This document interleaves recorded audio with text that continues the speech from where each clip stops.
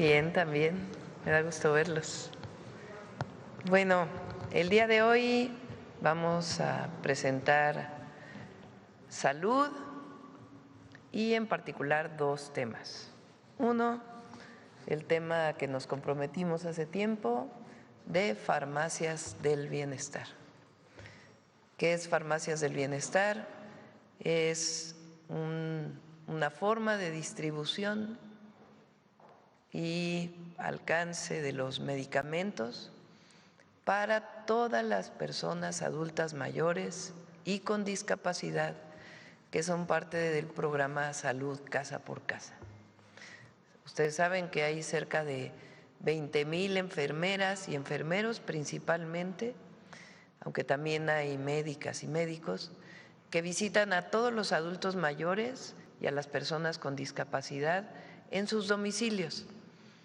Ahí ha habido dos visitas, una primera visita con los servidores de la Nación también, donde se hizo un censo muy detallado relacionado con salud.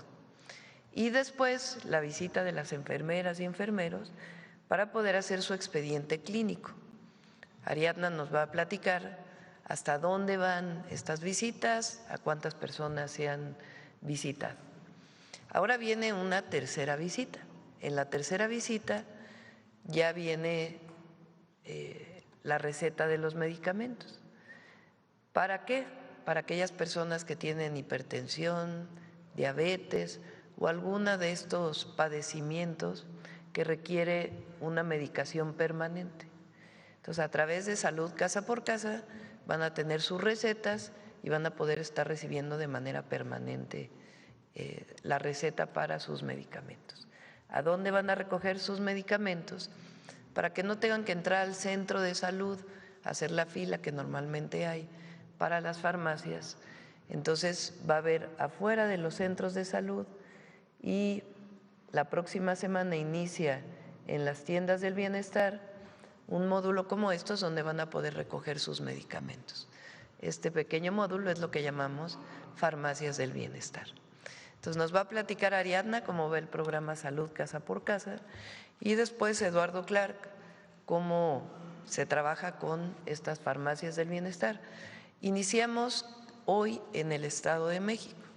Entonces van a estar conectados en 3 puntos, compañeros que están en el Estado de México.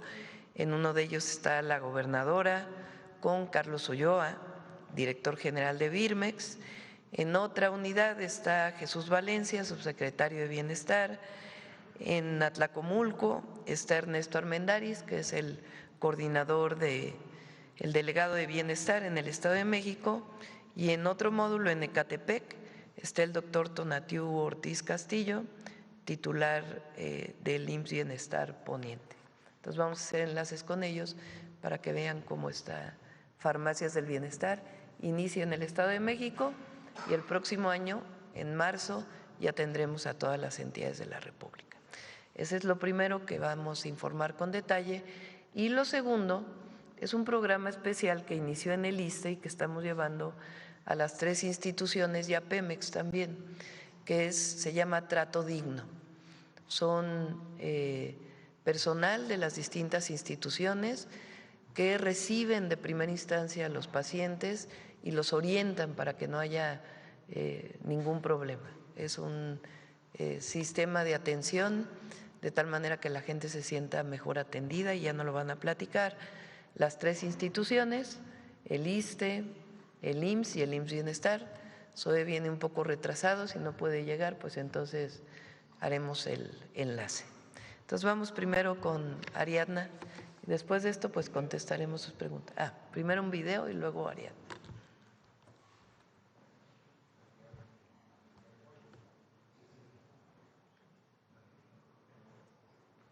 Desde junio de este año, 20,000 profesionales de la salud recorren casa por casa los hogares de todas las personas adultas mayores y personas con discapacidad de nuestro país.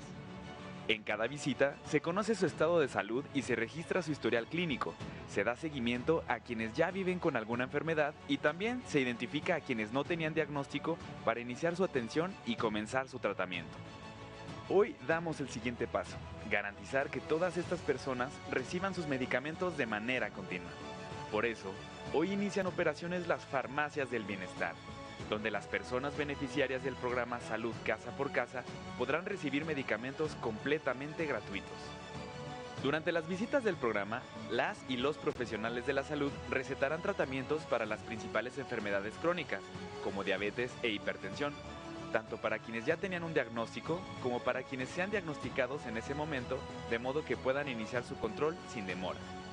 Con esa receta, cada beneficiario podrá acudir a las farmacias del bienestar ubicadas en unidades de salud y en las tiendas bienestar para recoger sus medicinas gratis, sin trámites y cerca de su hogar. La primera etapa comienza hoy en el Estado de México, con 500 farmacias en operación. En los primeros meses de 2026, el despliegue continuará en todo el país hasta cubrir las 32 entidades federativas. Farmacias del Bienestar. Salud que llega a donde vives, sin barreras y sin costo. Ariadna. Con su permiso, Presidenta. Buenos días a todas y a todos. Salud Casa por Casa, como ya lo ha comentado nuestra Presidenta, es un programa que está yendo a ver a todos los adultos mayores y personas con discapacidad que ya cuentan con su pensión. Adelante. Gracias. Hasta el momento hemos realizado 8.818.488 consultas domiciliarias, personalizadas y gratuitas para nuestros derechohabientes. Hemos recorrido muchos territorios, colonias, por todo el país. El país es un territorio muy amplio y complejo para su recorrido y se han realizado este número de consultas que estoy segura que está cumpliendo el objetivo que nuestra Presidenta nos marcó, que este programa sea el programa de prevención más importante del mundo, porque ningún país ha hecho este número de visitas en campo en el tiempo que se ha recorrido. Adelante, solo les traemos unas fotografías de lo que significa este trabajo. Todos los días, cuando recorremos las viviendas, los domicilios, las personas nos reciben muy bien. Les agradecemos mucho que nos abran las puertas de su casa y la enfermera, como ya han estado aquí las enfermeras, tiene su tablet, se va registrando todo de manera digital. Tenemos este número de expedientes y toda la información social de los derechohabientes que se recuperó cuando aplicamos el censo de bienestar. Decirles que esta información hoy le va a servir al país para no solamente atender ahora, sino planear hacia adelante. Y como ya sabemos, hay dos enfermedades prevalentes, sobre todo en los adultos mayores, que es la diabetes y la hipertensión. Y sobre ello, el secretario de Salud con su equipo, con el subsecretario Clark, pues han diseñado este esquema de atención para el medicamento que ya les van a informar. Nosotros, por nuestra parte, el personal de salud va a entregar la receta a la persona, al derechohabiente, con un cuadro de medicamentos que aquí se va a explicar. Presenta. Esta receta, pues como en todo el sistema de salud, tiene su original, tiene su copia para la farmacia y tiene su copia para la enfermera. La enfermera tiene su copia, al final de cada semana recogerá las recetas que hayan sido ya surtidas, porque también algo que sucede es que las personas, en general todos, no nos apegamos al tratamiento. Entonces vamos a darles el seguimiento, que vayan por su medicamento y bueno, que lo tomen como se les prescribe. De tal manera que en coordinación con el secretario de Salud, el doctor David Kersenovich, se implementa el programa. Él nos coordina porque nos da todas las indicaciones en la parte médica y organizativa también, con el subsecretario Valencia, al que le agradezco, está en la transmisión, pero bueno, él es el coordinador del programa en la parte operativa, así que vamos avanzando y este número de consultas pues se ha realizado con el esfuerzo de nuestras servidoras y servidores de la salud. Muchas gracias, presidente. Aquí le dejo las recetas. Con su permiso, Presidenta. Hola, muy buenos días a todos. Es un gusto poder saludarlos. y estamos muy contentos de poder dar banderazo de salida a este programa que tanto nos interesa a todos, que se llama Farmacias del Bienestar. Ustedes recordarán, ya lo mencionaba la secretaria Adna, hace casi 6 meses comenzamos con las visitas del programa Salud Casa por Casa. Primero se hizo este censo, un censo muy detallado para identificar cuál era el estado de salud de los pacientes, de los adultos mayores, personas con discapacidad, casi 14 millones de personas. Luego se hizo una primera visita donde se está realizando este expediente clínico electrónico, que es algo que no tiene precedentes, poder tener la historia clínica de cuáles son las enfermedades, los padecimientos, el peso, las medidas, el historial de salud de más del 10% de la población mexicana. Y en la segunda consulta, ya con el personal de salud, vamos a hacer esto que menciona la secretaria Adna, que es no solo el chequeo, no solo se les toma la presión, no solo se les toma el azúcar en la sangre, pero también vamos a emitir recetas para 3 casos muy concretos. Personas que tengan una enfermedad crónica, principalmente diabetes, hipertensión, pero también dislipidemia.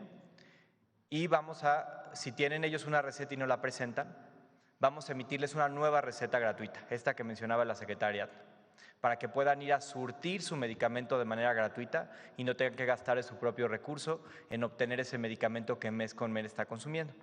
También, si en esta conversación el paciente nos refiere que le habían recetado ya algo, pero no lo ha podido comprar, no lo tiene, también le vamos a dar una receta.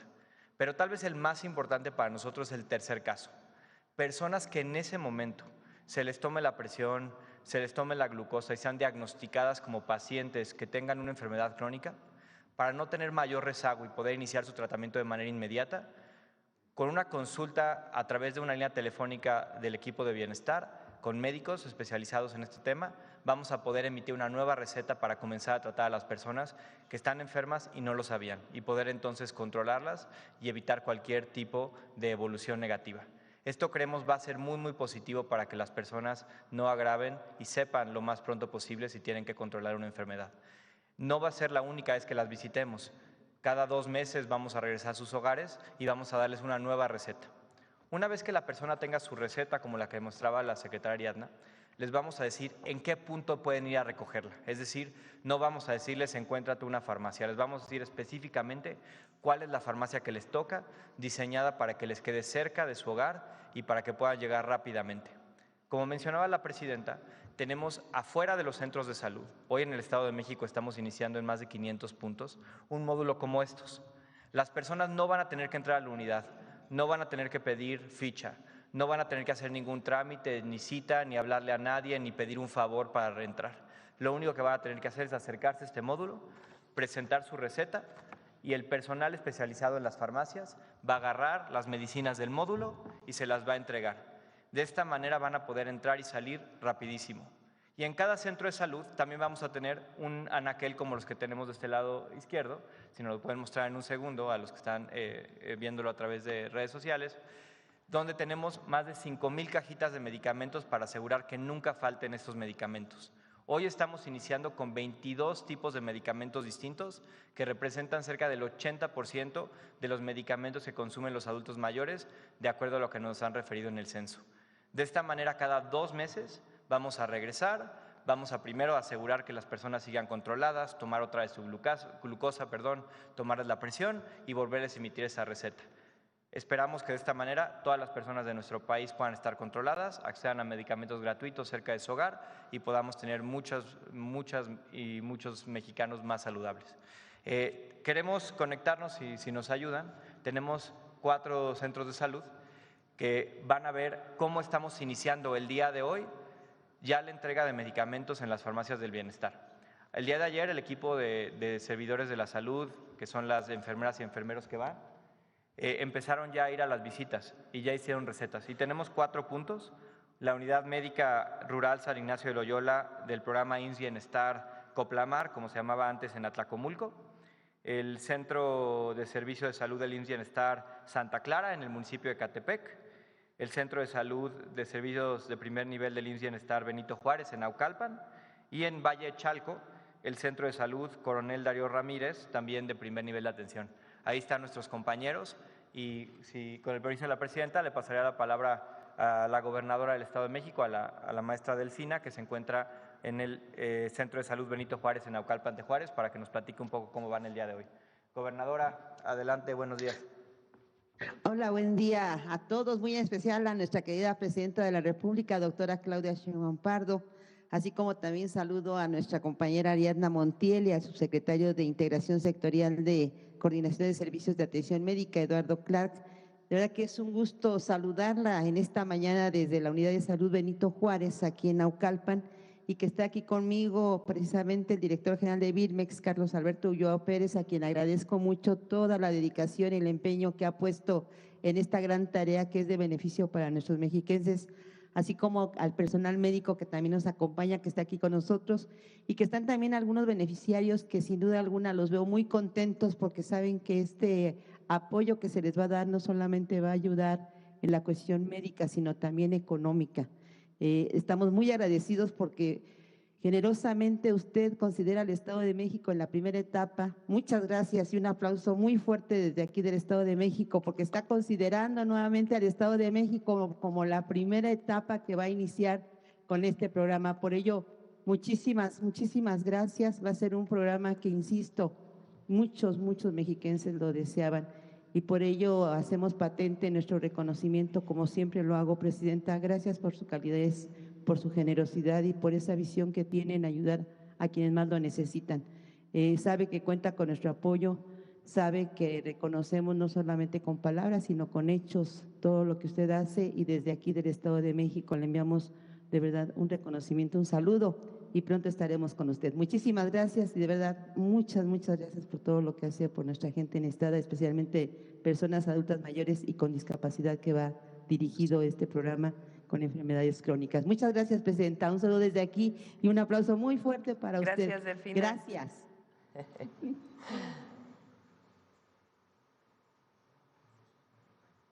¿Quién sigue? En Ecatepec. Carlos, ¿quieres comentar algo? Muy buenos días. Unidad Les Médica mandamos un gran Naucalpan, saludo. Benito Juárez, y mostrarles por cada que esta es la receta que nuestros compañeros aquí de Casa por Casa emiten a los pacientes, a las personas con discapacidad y a los adultos mayores. Y aquí invitamos a la señora Romelia Espinosa Gómez a que pase a recoger su medicamento. Y aquí está la receta donde nuestros compañeros y nuestra compañera Asia, que nos apoya en entregarles el medicamento a los pacientes, y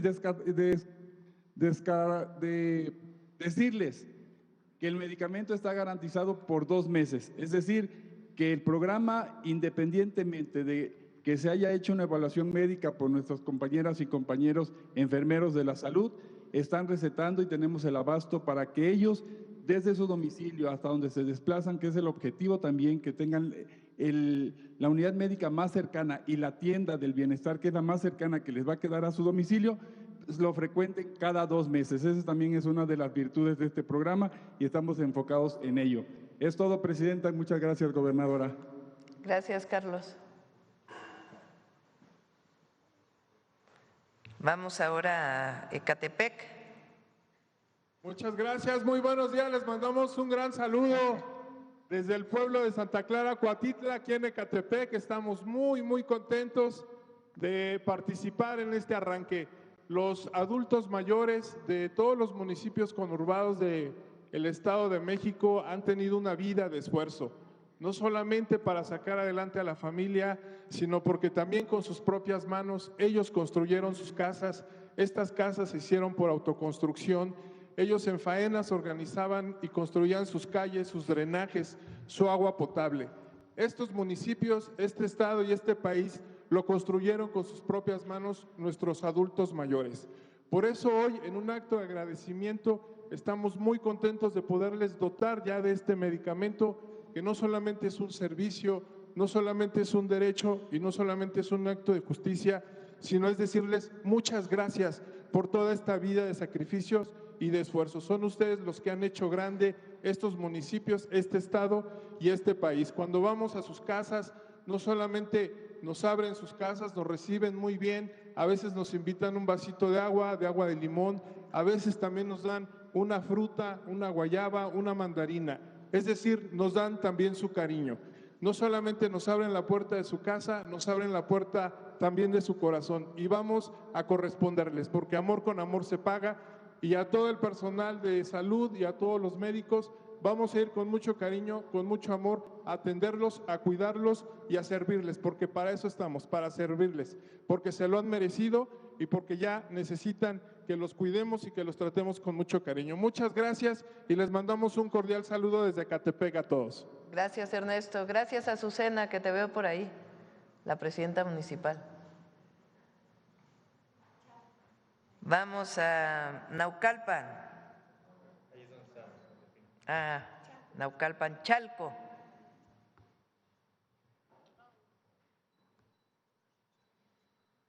Falta Tlacomulco, perdón. Chalco. Con su permiso, presidenta, muy buenos días a todos, a todas. Aquí un saludo desde Valle de Chalco, aquí desde el Estado de México. Le mandan saludos todos los beneficiarios del programa de salud casa por casa, que el día de hoy, presidenta, están recibiendo, ya iniciamos hoy un número importante de beneficiarios, van a recibir su medicamento. Ya tenemos aquí a más de 50, 60 beneficiarios, derechohabientes de la pensión de adulto mayor y algunos de la pensión de personas con discapacidad, que como ha informado ya mis compañeros, a partir de hoy en esta clínica de Valle de Chalco se les ha informado que aquí será siempre, no se les va a cambiar la clínica, aquí va a ser independiente de la farmacia que tiene la propia instalación de IMSS Bienestar. Por eso me acompaña también el coordinador regional de IMSS Bienestar, mi compañera directora regional, la directora de la clínica, los compañeros servidores de la salud de esta región. Esta clínica va a atender 2,000 derechohabientes del programa de salud casa por casa. Eso significa que en un bimestre van a ser 40, 50 personas al día que van a venir sin filas, sin burocracia, a recoger su medicamento. Tienen que entregar esta receta que ya han mostrado mis compañeros, se les va a recoger la receta rosa, la copia rosa, y se van a quedar ellos con la, digamos, la original. Ya tenemos aquí, si me permite, presidenta, secretaria, vamos a pedirle a doña Ana María que pase a canjear su medicamento aquí al módulo de la farmacia. Lo va a atender la compañera de aquí de la clínica, pero en la farmacia independiente. Pásele aquí con la compañera, por favor. Y también pedirle a don Rubén que pase a recoger su medicamento. Aquí le devuelvo a su receta que me prestó para decir que estamos listos para arrancar en todo el Estado de México, presidente, en coordinación con BIRMES, con el sector salud, con el IMSS, con el IMSS Bienestar, con la alimentación para el bienestar. Estamos listos, ya todos los recetarios están distribuidos en todo el Estado de México y, como se ha dicho, a partir de enero, febrero, marzo estaremos terminando en todo el país. Nuevamente un saludo de todos los habitantes del Valle de Chalco, hasta usted, hasta Palacio Nacional, presidenta. Muy buenos días, muchas gracias. Abrazo grande a todos, abrazo. Gracias, Jesús. Vamos a Tlacomulco. Muy buenos días, presidenta. La saludamos con gusto desde la Unidad Médica Rural, aquí en San Ignacio de Loyola, perteneciente al programa de IMSS Coplamar. Siguiendo las instrucciones, el IMSS se suma a este programa que transforma nuestra salud a nivel de comunidad. Las farmacias del bienestar son un inicio icónico y hoy estamos muy contentos aquí en Atlacomulco sumándonos a esta gran iniciativa. Es cuanto, presidenta. Muchas gracias. Felicidades a todos. Y finalmente a Tejupilco, ¿o ya no? Bueno, muchas gracias. Este es el módulo de farmacias del bienestar. Entonces, para repetir muy brevemente, las enfermeras, enfermeros, médicas, médicos, que son parte del programa Salud Casa por Casa, visitan a todas y todos los adultos mayores y personas con discapacidad en su domicilio. Hay algunas personas que prefieren no recibir este programa y obviamente es voluntario. Por eso hemos llegado a poco más de 8 millones. Son casi 13 millones de adultas y adultos mayores que reciben su pensión y hemos llegado a 8 millones. Bueno, ahora en esta tercera visita ya les van a poder recetar el medicamento o llevarlos al centro de salud si requieren la visita de un médico o ser revisados por un médico. Y con esta receta van a poder recoger sus medicamentos donde le diga a la enfermera o enfermero que tienen que ir por ellos. Y a partir de ahí, pues ya siempre van a recibir sus medicamentos. Pues es el programa Salud Casa por Casa que se complementa con lo que nos habíamos comprometido, Farmacias del Bienestar. Bueno, y ahora sí vamos a Trato Digno. Ya llegó Zoe. Empezamos con Zoe, ¿te parece? Luego Martí y luego Alejandro.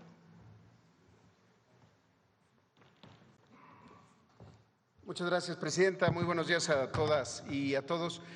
Todas y todos quienes acuden a buscar atención médica en el IMSS, en los hospitales, en las unidades de medicina familiar, conocen al Astaots, este personaje que atiende, orienta y ayuda a los derechohabientes, escucha sus necesidades y también atiende sus quejas y gestiona soluciones.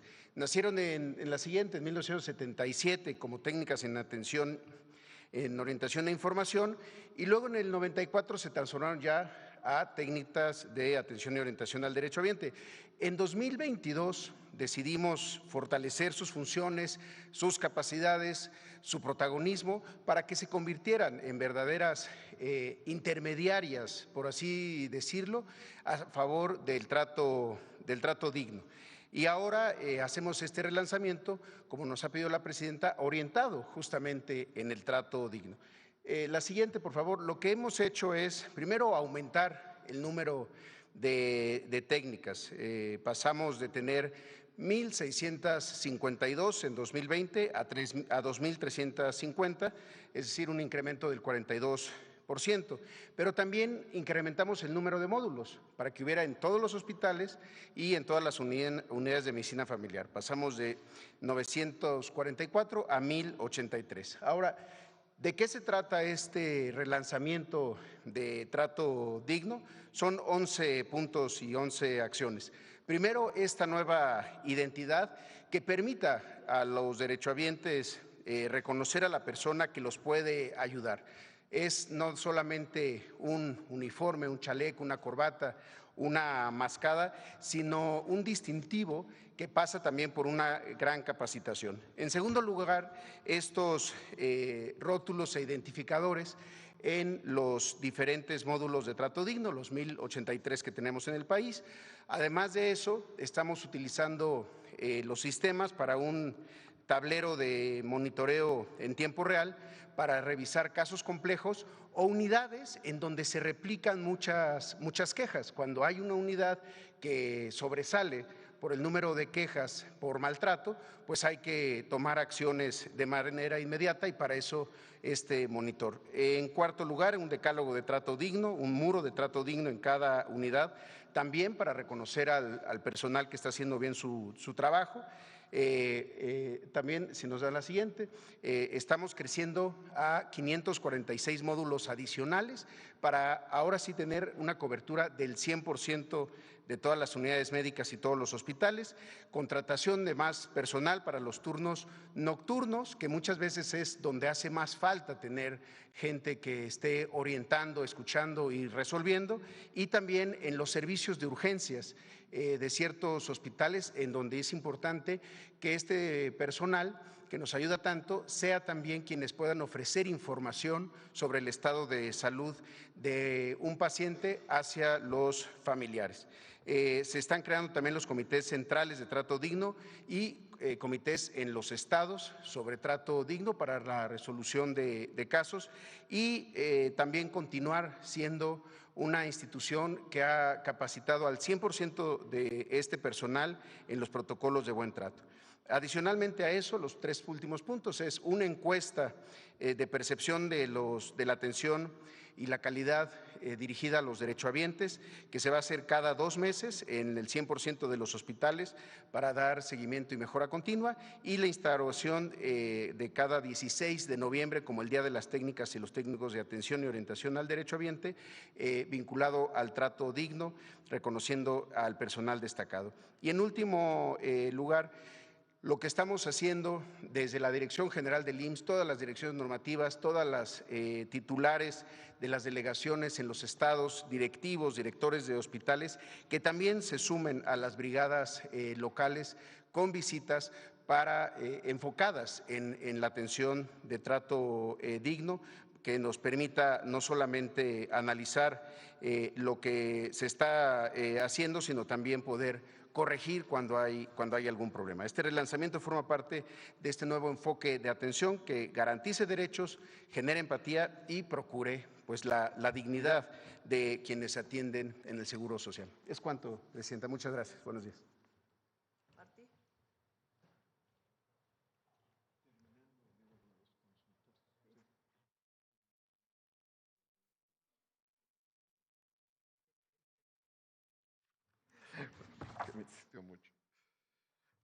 Muy buen día, Presidenta. Buenos días, amigos de los medios de comunicación.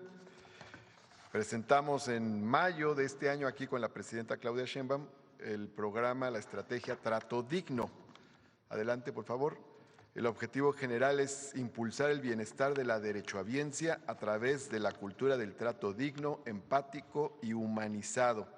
Lo consideramos como una parte esencial de un buen servicio y una buena atención, que no se limita solo a lo estrictamente médico, sino que se extiende hacia lo humano.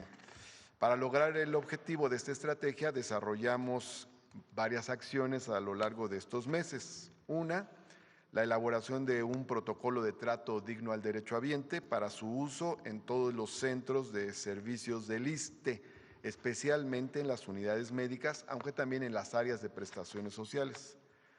Dos, una cosa muy importante, son los talleres de humanización dirigidos a todo el personal. Reunimos al personal en la unidad, el personal médico, de enfermería, paramédico, de trabajo social, farmacéutico, administrativo, de ventanillas, los policías de la entrada, para darles cursos de humanización.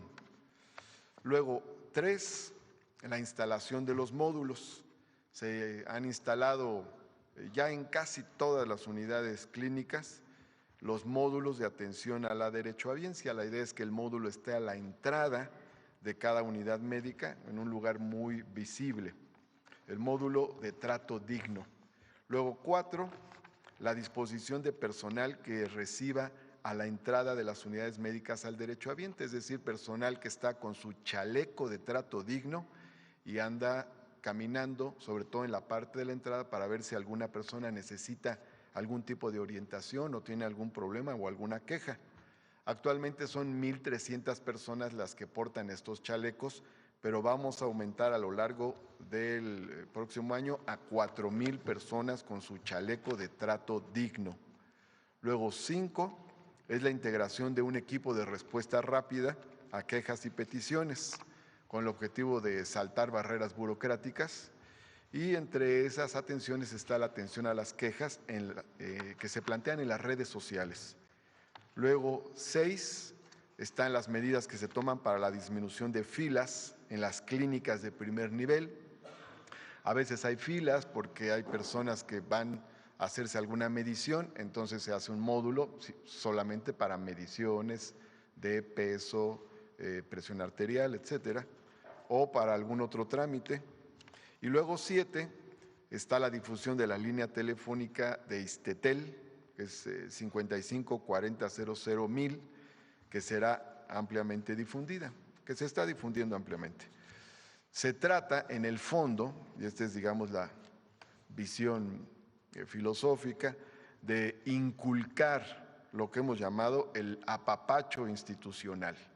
La palabra apapacho viene del náhuatl, de papatzoa, que significa abrazar el alma, Entonces, inculcamos en todos nuestros equipos que se dé el apapacho institucional. Incluso decimos el apapacho ya es terapéutico, ya empieza a ser curativo. Aquí hemos recordado que el doctor Ignacio Chávez, que fue rector de la UNAM y muchos años antes de la Universidad Nicolaita, decía en uno de sus discursos de humanismo médico que la medicina no solo es ciencia y técnica, sino es sobre todo construcción de vínculos humanos. Bueno, y para cerrar con esto del apapacho, en Superiste vamos a apapachar a las personas que vayan ahora en la temporada decembrina con un 10% de descuento en sus compras, especialmente a quienes forman parte de los programas sociales federales o tengan vales del gobierno de la ciudad. Bueno, ahora voy a comentar lo de los consultorios y luego vemos 2 videitos al final. Rápidamente, estamos impulsando la Estrategia Nacional para el Fortalecimiento de la Atención Primaria con la colocación de 467 consultorios que van a estar principalmente en centros de trabajo. Estos consultorios tienen como propósitos expandir la infraestructura, aproximar los servicios a las y los trabajadores del Estado, despresurizar las áreas de urgencias de hospitales en materia de urgencias sentidas, es decir, personas que tienen un malestar, como no tienen un consultorio cerca, se van a urgencias. Luego 4, detectar oportunamente enfermedades crónicas no transmisibles para atenderlas. Y luego disminuir el gasto de bolsillo y fortalecer el trato digno a la derechohabiencia, porque ahí podemos tener más cercanía. El modelo de los consultorios se ajusta al prototipo de la normatividad vigente. Vamos a buscar que sean instalados en inmuebles públicos de las más variadas dependencias. Tendrán un abasto médico básico, fundamentalmente integrado por analgésicos, antibióticos de primera línea y medicamentos contra la hipertensión, contra la diabetes y contra el colesterol. Luego, el costo aproximado de la construcción de cada uno de estos o su instalación es de entre 300,000 y 600,000 pesos y se van a establecer convenios con los entes públicos para que coadyuven con servicios de luz, agua, pasos de servidumbre y otros.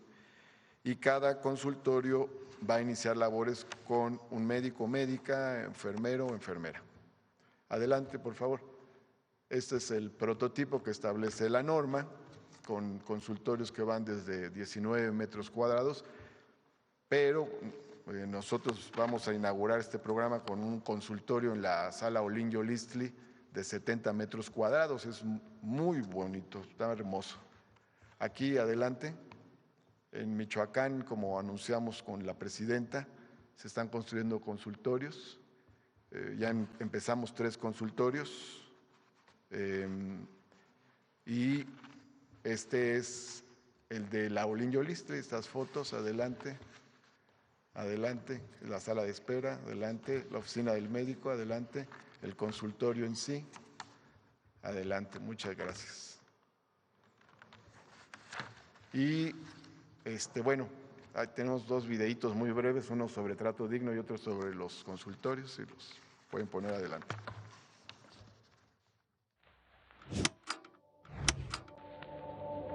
Con el propósito de brindar una atención oportuna, cálida y humana a la derechohabiencia, el ISSSTE impulsa la estrategia de trato digno, que de mayo a noviembre registra avances significativos en todo el país. En primer contacto, se han sensibilizado a 20.154 profesionales de la salud y personal de apoyo.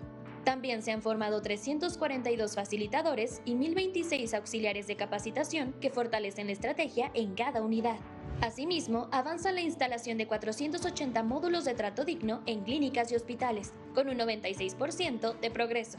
En cada uno, se busca habilitar un espacio de somatometría para la detección temprana de condiciones de salud. Para facilitar la identificación del personal, se han entregado 1.323 chalecos a promotoras y promotores del trato digno, y se distribuirán 4.000 más en las 35 representaciones estatales del ISSSTE. De forma paralela, la estrategia de atención a filas y tiempos de espera opera en 491 unidades de primer nivel. También se realizan recorridos para identificar áreas de mejora y se aplican evaluaciones permanentes para conocer la percepción de la derechohabiencia. Finalmente, a través de ISTETEL, del 1 de mayo a la fecha, se han atendido 344.563 llamadas, de las cuales 4.065 derivaron en gestiones puntuales, canalizadas para su seguimiento y solución.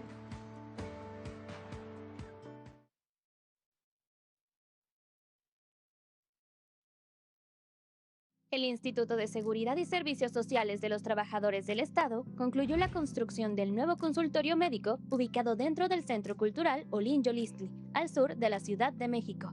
Esta unidad médica cuenta con 4 módulos distribuidos en 70 metros cuadrados, consultorio, sala de espera, oficina y sanitarios. Su propósito es acercar servicios de salud a la derechohabiencia del Centro Cultural y sus escuelas de arte, así como a las y los integrantes de orquestas.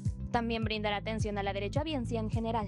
El consultorio estará equipado conforme a la normatividad vigente en materia de salud e incluirá mesa de exploración, negatoscopio, estuche de diagnóstico, lámpara de examinación, báscula con estadímetro, pesa para bebés, mesas Mayo y Pasteur, gabinete para medicamentos y mobiliario general, garantizando así una atención segura y de calidad. ¿Es cuánto, Presidenta?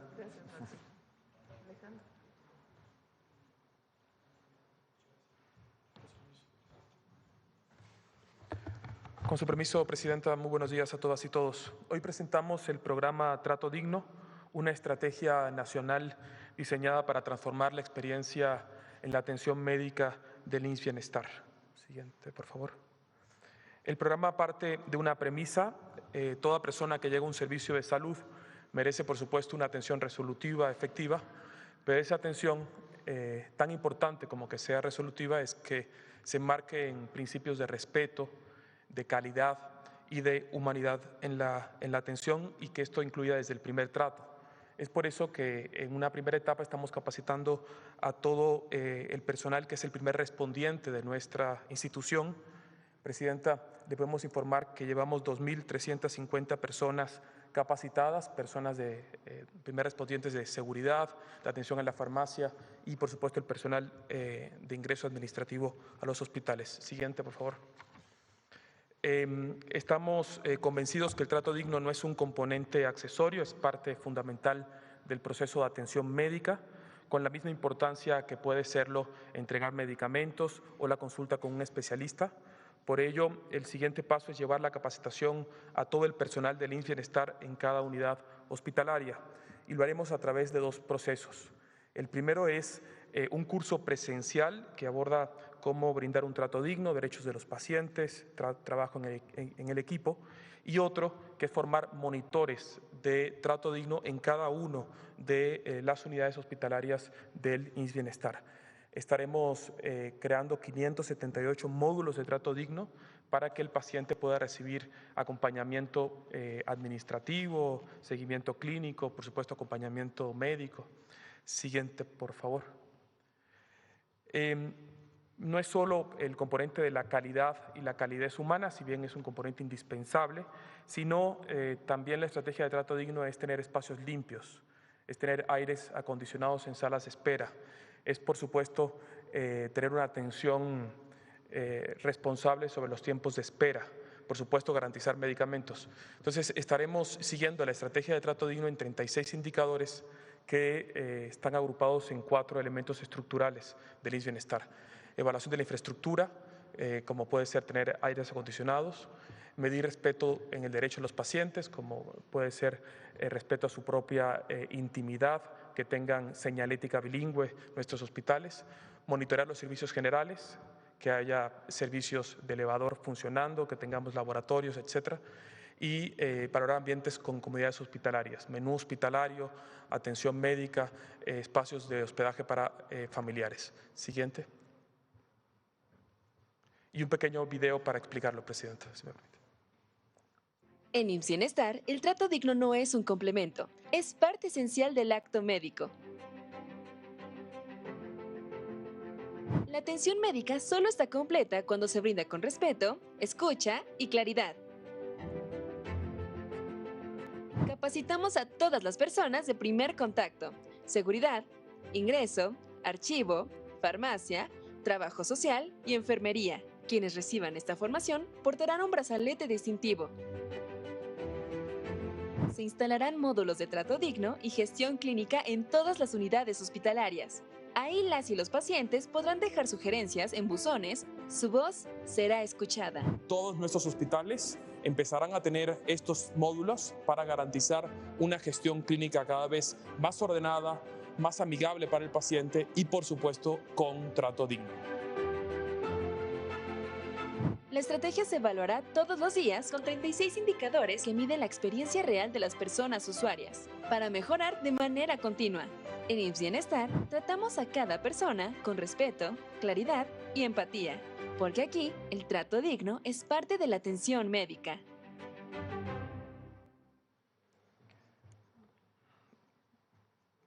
Por último, Presidenta, si me permite, quisiéramos presentarle un balance de la estrategia de rutas de la salud. Como usted ha instruido, desde que comenzaron las rutas en agosto pasado, se ha logrado un avance histórico en la distribución de medicamentos en el IMSS Bienestar. Más de 86 millones de medicamentos entregados en tan solo 3 meses, 8.440 centros de salud abastecidos con el kit prearmado que hemos explicado, 646 hospitales también abastecidos. Esto muestra un sistema de distribución que camina a su estructura definitiva y capaz de llevar medicamentos gratuitos de forma continua y con cobertura nacional. Siguiente, por favor. El día de hoy anunciamos la 4ª entrega de medicamentos al primer nivel de atención que se va a realizar desde hoy, martes 2, hasta el viernes 5. Se entregarán más de 11 millones de piezas de medicamentos abasteciendo los 8.440 centros de salud del IMSS Bienestar. Con este operativo vamos a cerrar el año con un primer nivel de atención fortalecido y con abasto garantizado. Ante cualquier rumor, ante cualquier campaña que intente desinformar, la evidencia en el territorio lo confirma. Sí hay medicamentos y estos son 100% gratuitos. Siguiente, por favor. Para dejar constancia de esto en cada unidad a la que lleguen las rutas de la salud, se van a colocar carteles en la entrada de la clínica, además de en la farmacia, y con esto dejamos constancia a la población que hay abasto y el personal médico tiene la responsabilidad de entregar los medicamentos a las y los pacientes. Con su permiso, Presidenta, para cerrar, presentamos un video que muestra cómo operan las rutas de la salud en cada rincón de nuestro país. Muchas gracias.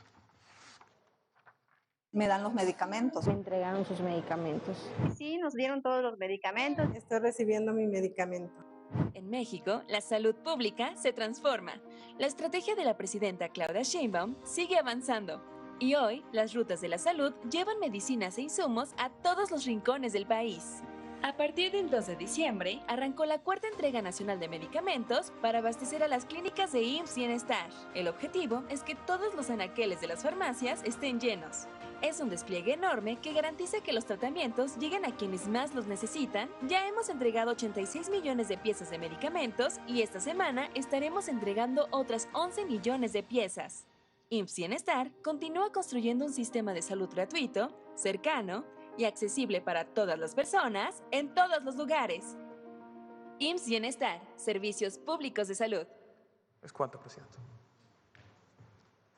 Bueno, esta es la información. Trato digno para todos aquellos que llegan a un centro de salud del ISSSTE, del IMSS Bienestar, que a veces no saben a dónde dirigirse, o si no hubo algún medicamento en la farmacia, o si alguien no lo trató bien, pueden llegar al módulo de trato digno y ahí se les van a resolver los problemas. Ese es el objetivo de Trato Digno, que todas y todos tengan un espacio a donde poder dirigirse y ser apoyados. Todos aquellos que lleguen a cualquier centro de salud del IMSS Bienestar, hospital, del IMSS y del ISSSTE. Bueno, ahora sí, vamos a las preguntas. A ver, ¿quién? A ver, ¿qué compañero no ha preguntado recientemente? Ya preguntaron todos, estoy buscando a alguien que no haya preguntado. Todos ya preguntaron aquí. A ver, la compañera que siempre pregunta de salud. Y ahora vamos. Gracias, Presidenta. Muy buenos días a todas, a todos, a todes. Liliana Noble de Pulso Saludable. Presidenta, no quiero dar ideas en el tema de lo de las farmacias, pero me gustaría saber cómo van a blindar estas recetas. ¿Qué pasa si alguien que tiene mucha creatividad y imprime una receta apócrifa y va y la presenta y resulta que ni siquiera es un paciente de ustedes? ¿Ahí tienen pensada alguna estrategia? Sí. Gracias. Gracias por preguntar, porque sí es importante. Quiero decirles que para llegar al diseño de la receta hay un trabajo técnico conducido por el doctor Kesenovic para estar el día de hoy. Explico, bueno, ustedes lo ven de lejos, pero la receta, bueno, va a tener fecha, el grado de, el grupo de clasificación. Perdón, no se escucha, secretaria. Ay, discúlpeme. El grupo de clasificación del cual el derechohabiente en el historial clínico, recordarán que hemos establecido 4 grupos de atención: quien está sano, quien tiene una enfermedad en control, quien tiene más de 2 enfermedades y alguna en control, y quien está postrado, por decirlo de alguna manera. Están foliadas todas y cada una de las recetas y tiene un código de barras.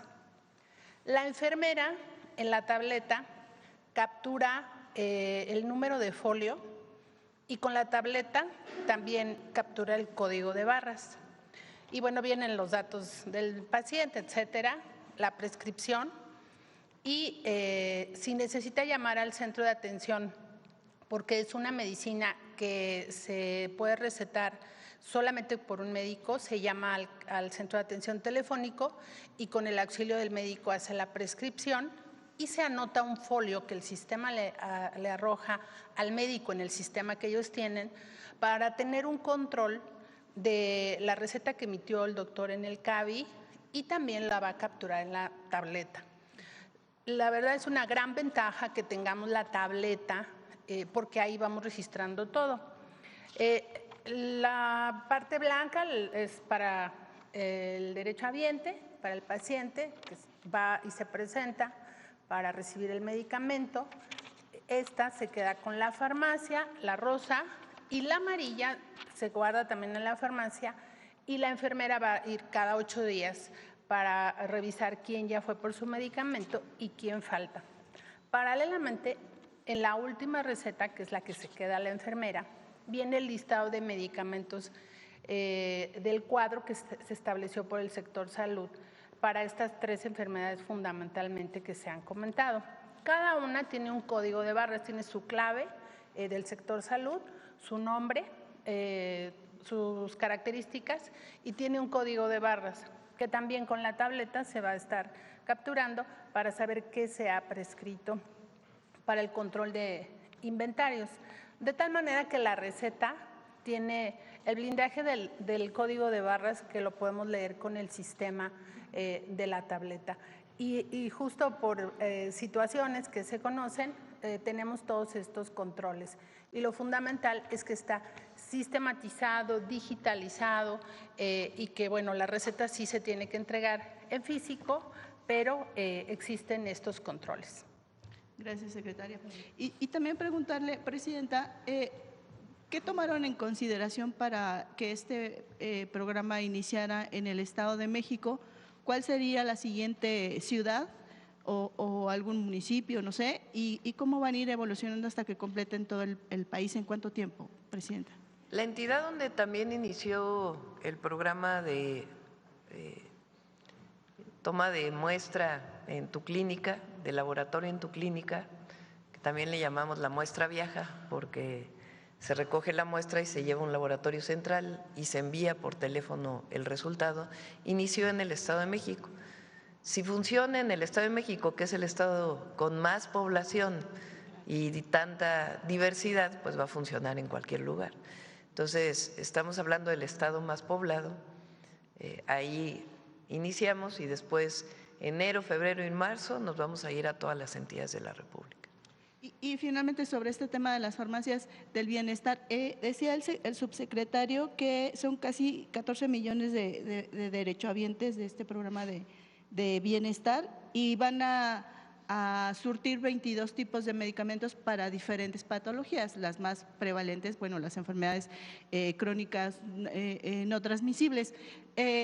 ¿Este almacenamiento de medicamentos está garantizado para los próximos 2 años, entiendo, o para cuánto tiempo es? Es parte de las compras de medicamentos que se hacen y la distribución en particular a estas farmacias. No sé, David, si quieres platicar por qué se escogieron estos medicamentos, qué fue lo que se tomó en cuenta en términos médicos. Gracias. Sí, la lista de medicamentos se escogió fundamentalmente para la patología más frecuente que tiene la población adulta mayor, es decir, diabetes, hipertensión arterial o incluso enfermedad renal en algunos casos. Y todos estos medicamentos son medicamentos que puede recetar la enfermera.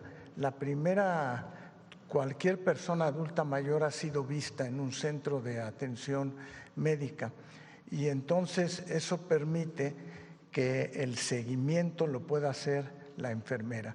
Si detecta algún dato de alarma, tendrá que hablar con el médico para poder ver si requiere que lo vuelva a mandar al centro de salud o requiere resurtir la receta. Y yo me permitiría también comentar en relación a su pregunta en la seguridad que ahorita platicábamos, que para evitar precisamente el que alguien no pueda llegar con una receta que no es la original, eso pasa al expediente directamente del enfermo en el centro de salud. O sea que se cierra el círculo y queda documentado en el centro de salud. Gracias, secretario. Y en una segunda pregunta… Quizá no quedó claro, lo habíamos explicado, también hay un área de telemedicina. Es decir, esto se complementa con médicos y médicas que están en un centro aquí en la Ciudad de México, ¿verdad? A los que las enfermeras les pueden llamar permanentemente por si tienen alguna duda. Incluso puede haber una consulta de telemedicina en el domicilio. Si la enfermera tiene alguna duda, dice, a ver, este paciente tiene la presión muy alta, no sé exactamente qué hacer, puede llamar al centro, habla con el médico incluso puede hablar con el paciente y ahí se toma la decisión de a dónde dirigirse, para que haya un apoyo, un soporte médico a todas y todos los servidores de la salud que están en territorio. Gracias, presidenta. En un segundo tema, hace 2 semanas aproximadamente, el subsecretario Ramiro López Elizalde estuvo en Ginebra justamente para formar parte de esta reunión de las partes para el convenio marco del control del tabaco. Yo quisiera saber si sé que su speech en la presentación tuvo mucho éxito, se reunió con el doctor Hugo López-Gatell, allá también se reunió con el doctor Tedros Adhanom, el presidente de la Organización Mundial de la Salud. Yo quisiera saber si tienen algún tipo de acuerdos, algunas estrategias en materia de prevención del tabaco y si hay algunos pendientes en este tema. Sé que todavía faltan algunas cosas por hacer, como por ejemplo los pictogramas para que aparezcan completos en las cajetillas, etcétera. No sé si el secretario nos podría ayudar. Gracias. Sí, en la reunión que asistió el subsecretario Ramiro López Elizalde, se hizo un reconocimiento a la política que México ha seguido en relación con el control del hábito tabáquico e incluso por segunda ocasión se le otorgó un reconocimiento al Gobierno de México por sus actividades en favor de ello. No han pasado desapercibidas las medidas que se han tomado, como el que hay espacios donde se puede fumar, espacios donde no se puede fumar, y esto forma parte de una estrategia que está contemplada no nada más en una acción, sino en una serie de acciones que incluyen incluso desde la venta de los cigarros, etcétera. Y también se reconoció la acción de México en relación con los vapeadores en la misma reunión. Y creo que seguimos avanzando en el hecho de que ha disminuido el consumo de cigarros en forma importante en el país. Gracias, secretario. Y finalmente, Presidenta, preguntarle, ayer el presidente Donald Trump dijo que él sí va a estar el próximo viernes en esta selección de las agrupaciones. ¿Usted ya tomó una decisión al respecto? Todavía estamos, yo creo que mañana ya les informamos. Gracias. Y regálame un dato adicional. Perdón, Presidenta, ¿ya se vacunó? Sí, ya me vacuné. Y bueno, me piden algunos compañeros que si sería posible instalar aquí un centro de vacunación para todos nosotros. Para todos. Gracias, muy amable. Buen día a Ahí todos. se lo encargamos a Eduardo, a David. Ajá. A ver el compañero que… Gracias, Presidenta. Jorge Chaparro, de Mega Noticias. Presidenta, voy a traer temas que son muy antiguos porque llevo ya 2 meses sin que me permitan romper el bloqueo que forman acá. Pero bueno, le voy a decir sobre el Mundial. Usted nos dijo que iba a regalar el boleto a una niña indígena de escasos recursos y que le guste el fútbol para que venga al Mundial. Si usted regala el boleto, usted ya no va al Estadio Azteca a la inauguración. Sí. O sea, no iría. Así es. No va. No. ¿Qué pasa con el presidente Trump y el primer ministro canadiense? ¿No vendrán a la inauguración Todavía tampoco? no sabemos. Todavía no sabemos. Es tradición que los mandatarios del país sede, en este caso los 3 mandatarios, estuvieran en la inauguración, pero usted ya cancela desde hoy que no va. Ya lo había dicho desde hace tiempo. Pienso yo que es la oportunidad para quien no tiene esa oportunidad y transforma vidas. Entonces yo lo había tomado esa decisión hace tiempo. Está bien el compañero, la compañera que… ¿Compañero? ¿Sí estás bien? La compañera. Bueno, entonces esa fue la decisión. Todavía no sabemos si van a venir, quiénes van a venir y ya también pues el trato que le daríamos, por supuesto, de jefes de Estado, si es que van a visitar nuestros países, pero todavía es temprano para poder saber qué jefes de Estado vendrían y qué recepción les haríamos, en fin. En este orden de ideas, bueno, rapidísimo termino con el tema de la niña. ¿Habrá un boleto 002 para un acompañante? ¿La van a dejar en el estadio sola? Ya veríamos los detalles, por supuesto, ahí con la FIFA y el Estadio Azteca. Y tengo información de que el Vaticano ya ha aceptado el Papa León XII venir a la inauguración del Estadio Azteca en marzo. ¿Me confirma usted? ¿Y que también estaría en Tijuana? Todavía no tenemos la información. De hecho, estoy buscando una llamada con el Papa. Estoy invitada, lo hago público aquí, al nuncio. Lo estamos buscando para poder tener aquí una reunión. Y recuerden que hace poquito dijo que le encantaría visitar la Basílica de Guadalupe, conocerla. Entonces estamos buscando una llamada para… Recuerden que cuando él toma posesión, Rosa Isela le lleva una carta de invitación a que visite México. Entonces ahora pues queremos formalizarla, pero todavía no hay información de si vendría a la inauguración del Azteca, todavía no hay esa información. Pero sí queremos que visite México, lo hicimos la invitación desde el primer día.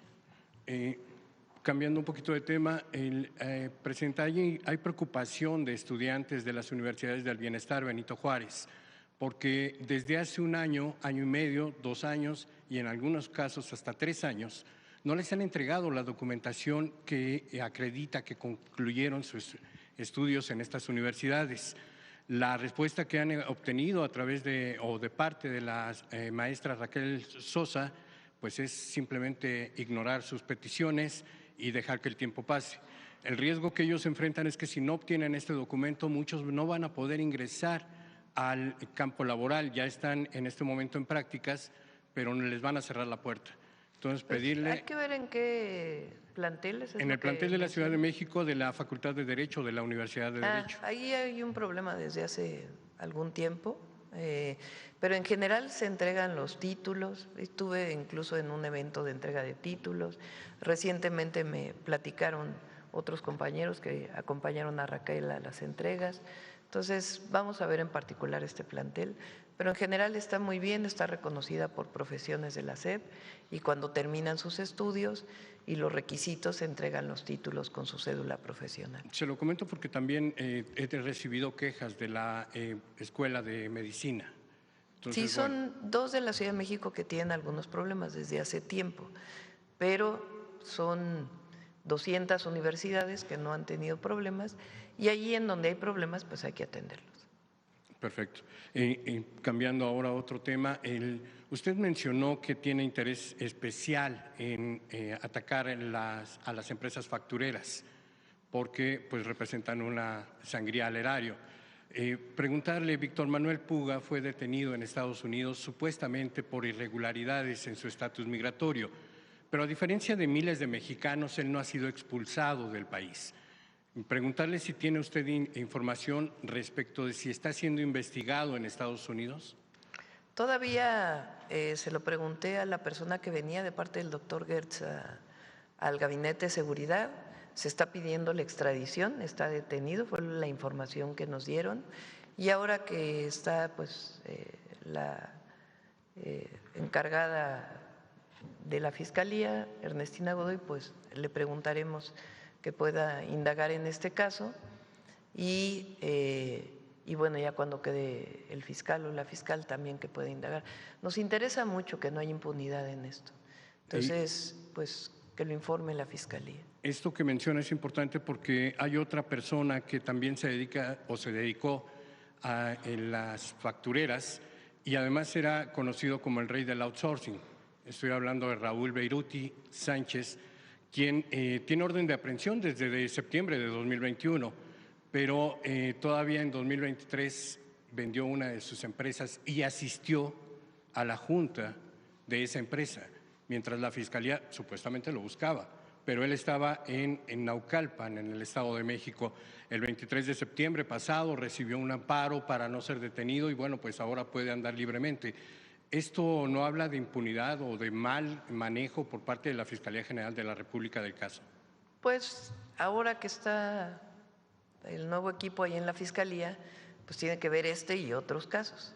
Por eso decíamos, nos interesa la cero impunidad en delitos de la delincuencia organizada, pero también delitos de cuello blanco como este. Entonces sí esperamos que la Fiscalía pueda pues avanzar en estos casos, ¿no? Y lo importante es que se acabe este flagelo de las factureras y que aquellos que lo sigan haciendo pues haya sanción. Presidenta, finalmente quiero presentarle en la unidad de investigaciones de Meganoticias. Hicieron un trabajo muy interesante respecto de las remesas, ahora que el Banco de México anuncia que cayeron ya por 7º mes consecutivo. Estas remesas venían con un comportamiento, digamos, más o menos estable durante el sexenio del presidente Peña. Tenían un crecimiento ligero, pero durante la administración del presidente Andrés Manuel López Obrador crecieron de manera exponencial. Brutalmente las remesas llegaron a nuestro país, los mexicanos empezaron a ver a sus familias o a enviarles demasiado dinero. En Estados Unidos, que es el 90%, 95% de las remesas que llegan a México, fue interesante el crecimiento, se duplicó y poco más. Pero hay países que llaman más la atención. Le voy a decir, por ejemplo, en el caso de Colombia, en 2020 había 1.640 mexicanos, de acuerdo con el Instituto Mexicano de Mexicanos en el Exterior. Y ellos lograron enviar al país algo así como, permítanme un segundo, $57.828.000. Esto representaría que cada uno de los mexicanos, de esos 1.600 mexicanos, envió mensualmente $2.938. Parece una cifra menor, pero estamos hablando de mexicanos completo, o sea, niños, estudiantes, mujeres, amas de casa y personas que van a trabajar a Colombia. $2.938 dólares, es decir, 63.176 pesos de aquel tiempo.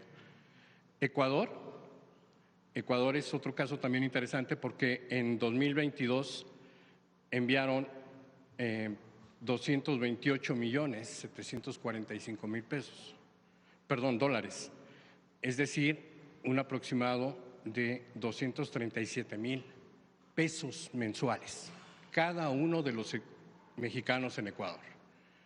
Nicaragua, y lo mismo, hubo un año en que, 2022, enviaron 433,900 pesos cada uno de los mexicanos, incluyendo, le repito, de acuerdo con cifras oficiales que obtuvimos de mexicanos en el exterior y de las remesas en la Secretaría de Economía, enviaron 433,927 pesos.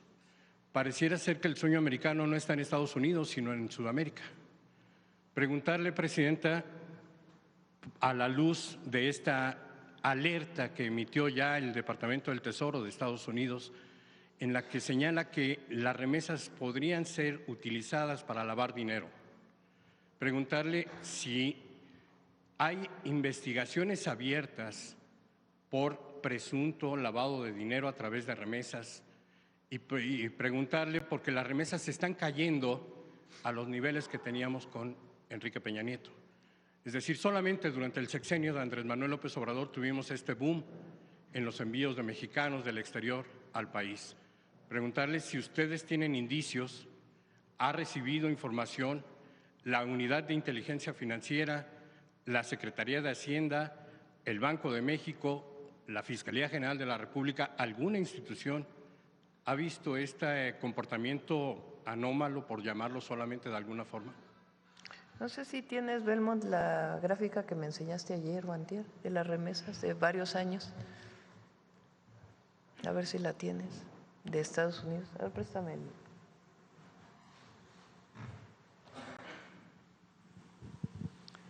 Estos son las remesas del 2021. Recuerden, en 2021 hubo pandemia. Entonces, pues naturalmente al haber menos ingresos por no trabajar, por las medidas que se tomaron durante la pandemia, pues hay este nivel de remesas. 2022 es el rojo, aumenta. 2023 aumenta, es el verde. 2024 es el amarillo. Ahora vean el 2025. 2025 está entre el rojo, que es 2022, y el verde, que es 2023. Más o menos en este marco. No todos los meses son iguales porque depende mucho, pues, del trabajo que realizan nuestros paisanos allá. Por cierto, dicen sigue cayendo Banco de México, pero en realidad aumentó en el último mes. Poco, pero aumentó. No tenemos ningún indicio de que esto tenga que ver con algún tema de lavado de dinero, nada. De todas maneras, fíjense nada más. Primero, ¿saben cuántos mexicanos hay allá? De primera, segunda, tercera y cuarta generación. Tercera generación, cuarta ya no tanto. 40 millones de mexicanos en Estados Unidos. Se estima, de acuerdo con el Banco de México, que son alrededor de 15 millones, si mal no me acuerdo, a ver si lo tienes por ahí, de personas que envían regularmente remesas. Y tiene que ver mucho con la solidaridad, con el apoyo mutuo, con no abandonarnos. Yo tengo una hermana que vive en Los Ángeles hace 35 años, no me tiene que enviar recursos porque no los necesito, pero siempre está atenta de mis hijos, siempre, porque es su tía. Claro. Y así como es mi familia, te puedo asegurar que así hay millones de familias. Los hijos que se van a Estados Unidos, que tienen 10 años allá y que no abandonan a la mamá y que le están hablando, pueden no tener papeles, pero de todas maneras envían sus remesas. Y ustedes saben que hubo un reconocimiento muy importante de los mexicanos que viven en el exterior a los gobiernos de la transformación. Claro, mucho reconocimiento. Entonces, esto pues tiene que ver con ello y de todas maneras la UIF investiga si hay algún tema de lavado y hay mucha relación con la OFAC, con el FinCEN, que son las instituciones de Estados Unidos, para ver si en algún caso o se presume que hay algún tipo de lavado. En el caso que mencionas de Ecuador, de Colombia, pues habría que revisar. Pero estos son los paisanos. Claro. O sea, 40 millones de mexicanos y 12 millones de ellos, 12 a 15 millones, todos los meses están ayudando a sus familias. Es algo de reconocer, de una generosidad extraordinaria. Claro. Y si en algún caso hay un tema ilegal, pues se investiga y se sanciona, pero no se puede explicar. Nunca. Las remesas tienen años que se envían. Claro. Y tiene que ver pues con la cercanía y los valores que tenemos los mexicanos. Sí, Presidenta, yo también provengo de una familia que ha tenido personas migrantes.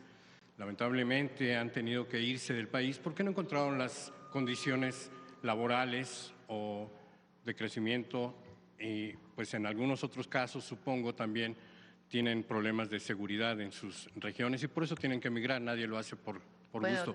Pero esa gráfica que mostraba… Espérame, porque es importante, lo vamos a traer con estadísticas.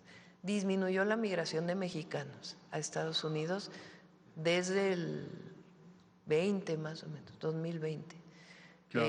Creció muchísimo la migración, ahora desde el 2024 disminuyó y luego cuando llegó el presidente Trump disminuyó todavía más, pero aumentó muchísimo en el 2021, 22 y 23 la migración de personas que no son mexicanas que utilizaban a México como vía, como movilidad para poder llegar a los Estados Unidos, de muchas nacionalidades, incluso el presidente Biden abrió para venezolanos, para cubanos, y muchos de ellos entraban por México.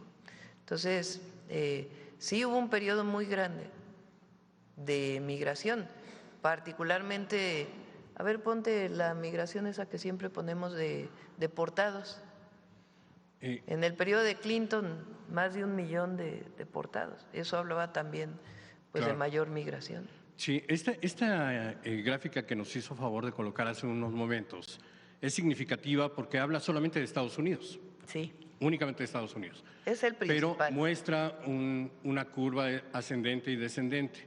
Preguntarle qué explicación le damos, porque entiendo que la gente, los mexicanos en el exterior hayan tenido tanta confianza en los gobiernos de la transformación, pero parece ser que esa confianza comienza a moderarse. No, tiene que ver con la situación que están viviendo los mexicanos allá. Y hablaba usted hace unos minutos de que los mexicanos redujeron su número de traslados ilegales a Estados Unidos. Eso es cierto, bajó la población, pero aumentan las remesas, es decir, los que se quedan envían más.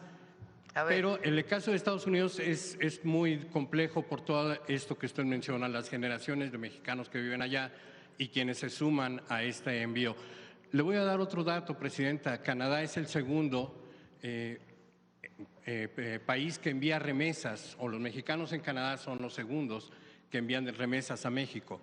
Pero hay un tercer elemento en esta gráfica y es el dinero que no se sabe de dónde viene. Simplemente no tienen registro y son más de 500 millones de dólares en 2024. A ver, vamos primero. O sea, yo creo que valdría la pena que nos dijeras qué estás pretendiendo. O sea, ¿cuál es el fondo de lo que estás preguntando? Ya se lo pregunté, si tienen o no tienen indicios de lavado de dinero. No hay indicios de lavado de dinero y si hubiera indicios en la investigación, pues hay que atenderlo y hay que atacarlo. Pero no por eso vamos a criminalizar a todos aquellos que envían remesas, ¿verdad? O sea, hay muchísimos, son 40 millones de primera, segunda, tercera generación que atienden a sus familias. Si hay algún delincuente que usa esa vía para lavar dinero, pues tiene que investigarse y tiene que sancionarse. Pero no se puede explicar las remesas a nuestro país por un asunto ilegal. Tiene que ver sencillamente con el apoyo de las y los mexicanos en Estados Unidos aquí. En los otros países, si lo mencionas, pues hay que investigarlo y si se encuentra algo, pues tiene que presentarse la carpeta de investigación en la Fiscalía o la información a través de la coordinación con Estados Unidos. Pero esta idea de que las remesas se usan para lavado de dinero, no hay indicios de ello. Y si hubiera, pues tiene que sancionarse. Gracias. Presidenta, finalmente 2 elementos quedaron de hacernos favor de hacer llegar una tarjeta informativa hace 2 meses de el contrabando de combustible. El secretario de Hacienda ya le pedí en 2 ocasiones personalmente que me la entregue, no lo hacen. Quiero saber si hay alguna instrucción de su parte para que no me la entreguen. Y también la parte de los contratos que nos debe de publicidad del gobierno federal. Eso sí se los debo.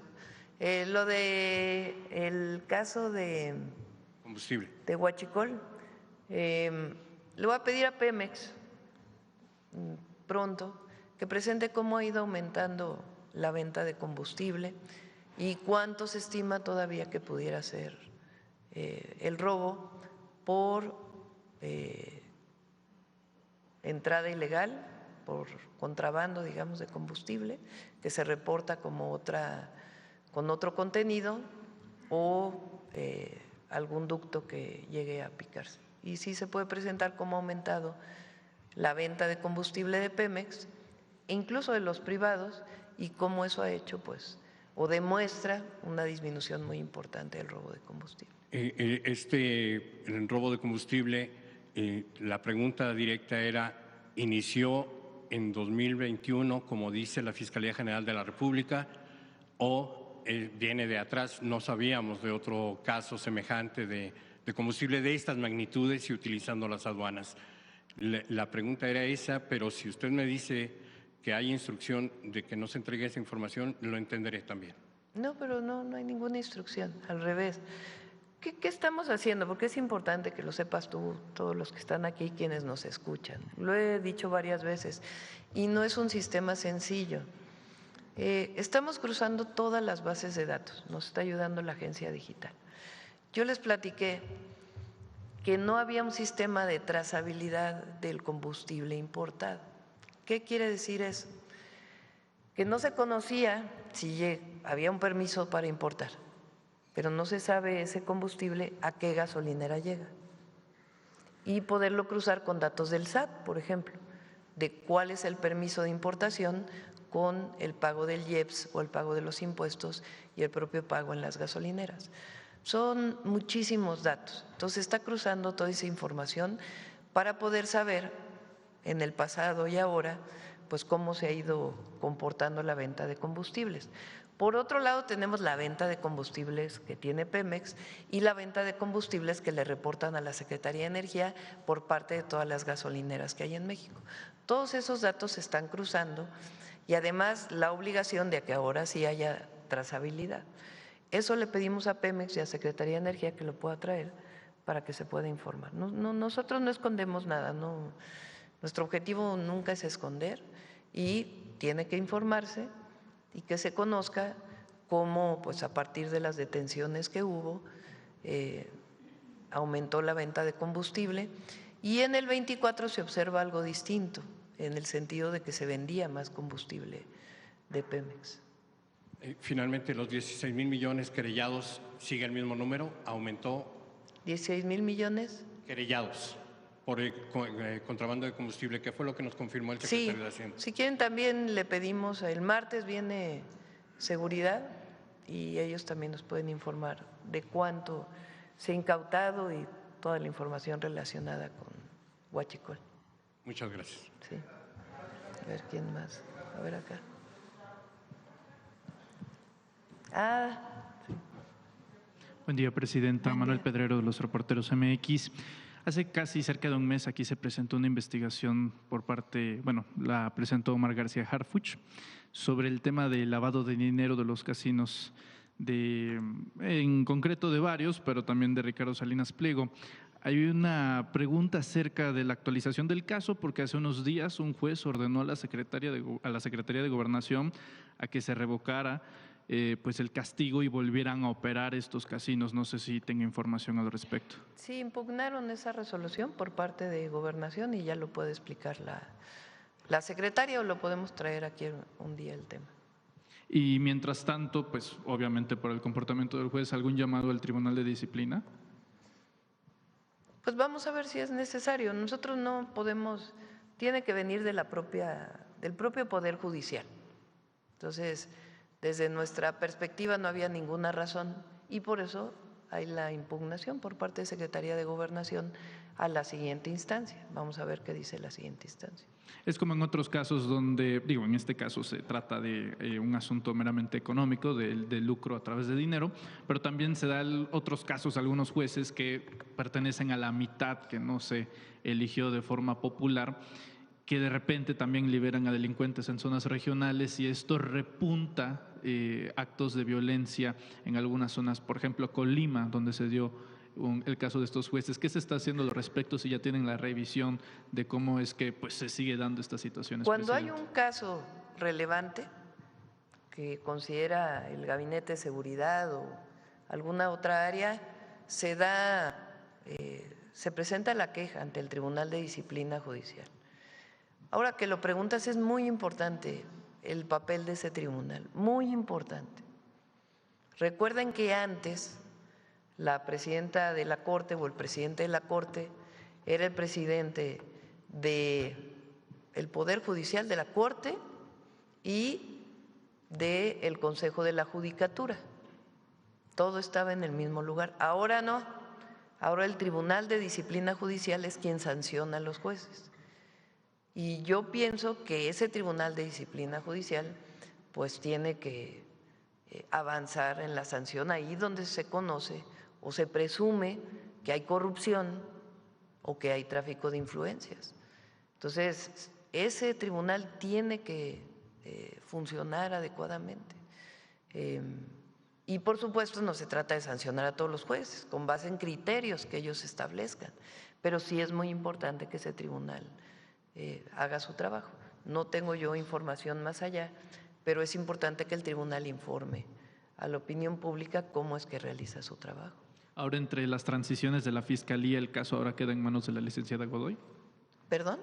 ¿El caso de los casinos ahora queda en manos de la nueva Fiscalía? Sí, ahí hubo una presentación. Siempre que hay presunción de lavado de dinero se presenta denuncia penal, es obligatorio y quedaría en manos de quien vaya a quedar en la Fiscalía y también pues la parte administrativa, ¿no?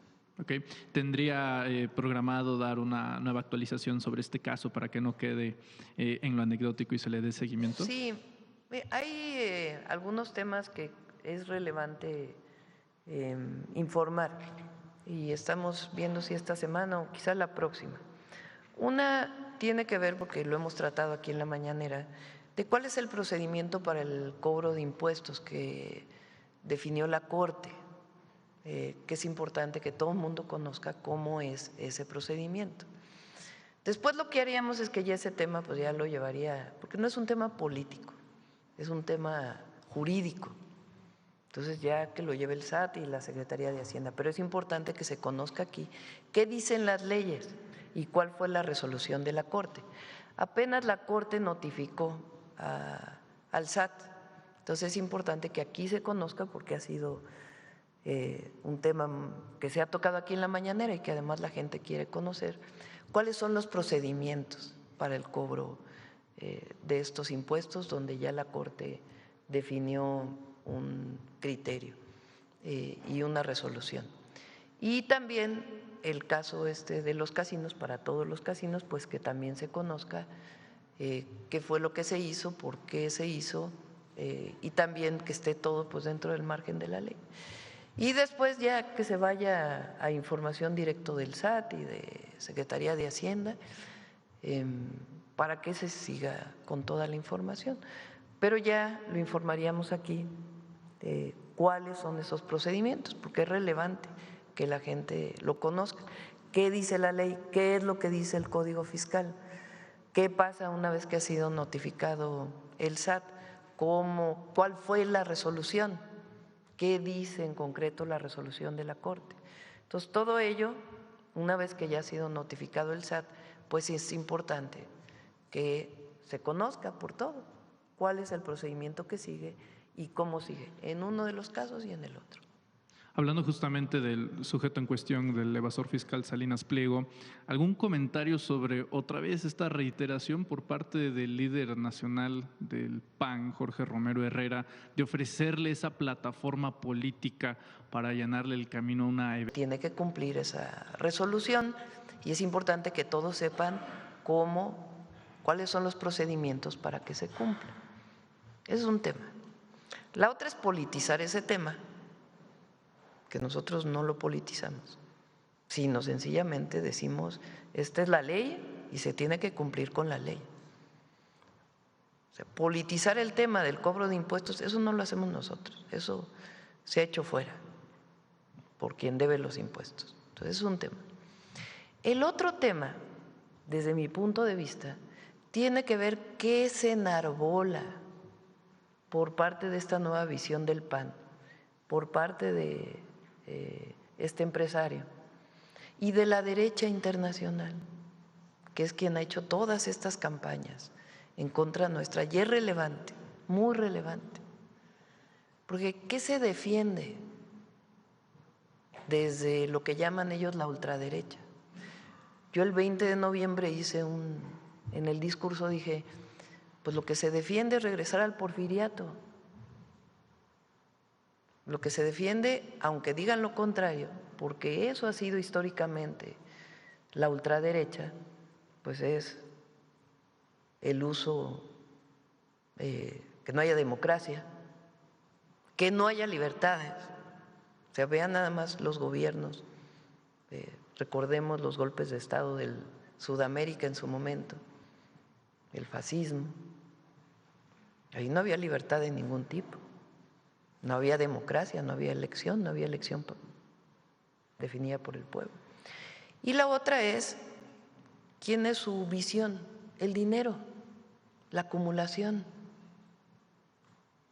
la acumular y acumular y acumular riqueza, a costa de otros, por cierto. Como decía el presidente López Obrador, que venía de una frase de Hidalgo, su Dios es el dinero. Entonces yo por eso dije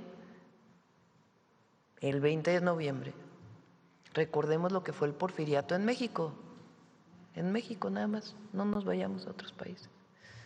Y lo que reivindican estos de ultraderecha del porfiriato, que fue el momento del desarrollo del país, sí, pero fue el momento de mayor represión, de mayor explotación a la gente, de incluso prácticas de esclavismo, de exterminio de pueblos originarios. Si no, no hubiera habido una revolución.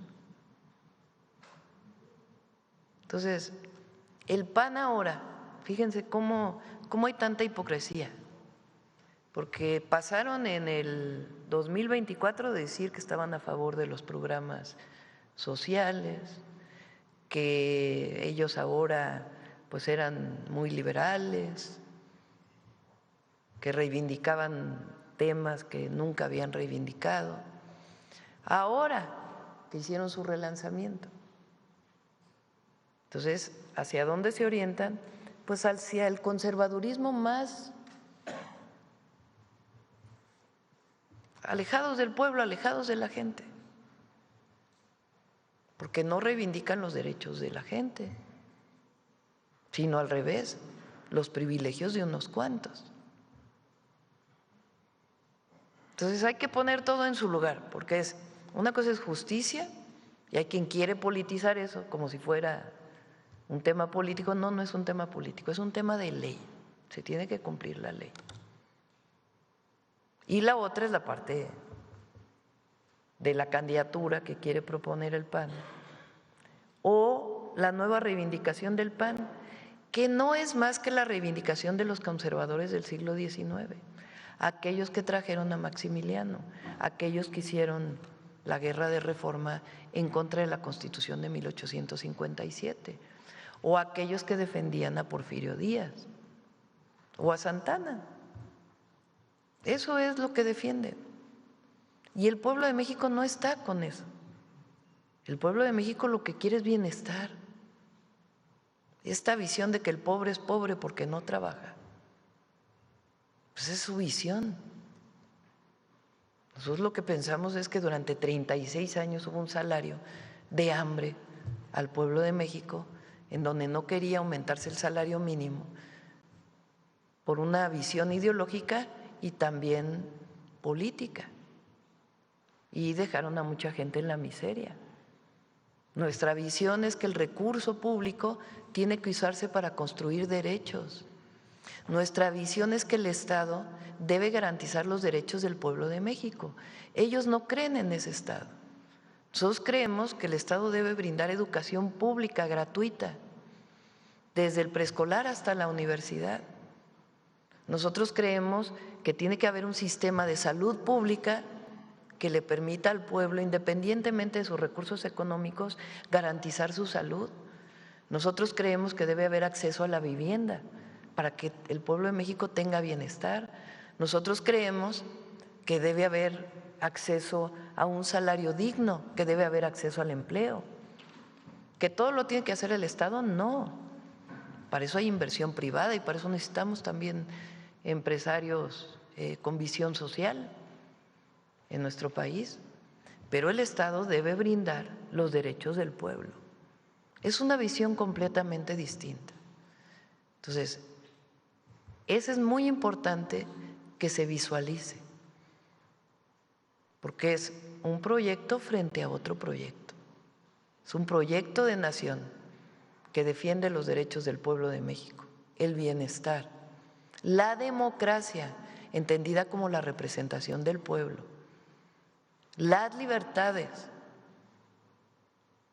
y otro proyecto que defiende a unos cuantos el privilegio, que no defiende la democracia, que no defiende las libertades más que la libertad del mercado, pero no las libertades de expresión, de movilización, de reunión. Son dos proyectos de nación. Y qué bueno que desde ahora lo digan, porque ese proyecto no tiene asidero en… Imagínense una persona que presume sus riquezas frente al pobre o a las clases medias y que además no paga impuestos o no ha pagado aquellos impuestos que se le han solicitado desde el 2008.